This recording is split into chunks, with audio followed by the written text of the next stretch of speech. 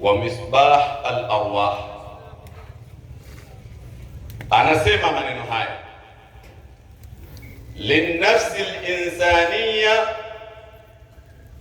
dhulmatun bisababi ittibaiha ash-shahawat tahjubuha an al-wusul ila Allah bihijabi dhulma wala yurfa'u dhalika al-hijab wala tazulu tilka adh-dhulma illa bin-nur.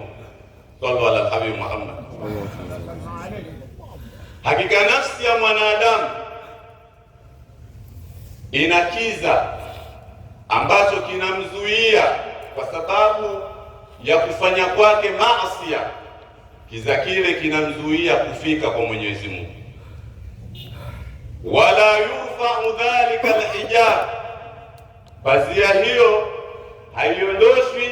Wala tazulu tilka dhulma, wala hicho kiza hakiondoki illa bin-nur, isipokuwa kwa nuru. Akaendelea kwa kusema wala yatimu dhalika illa bisalati ala nabii,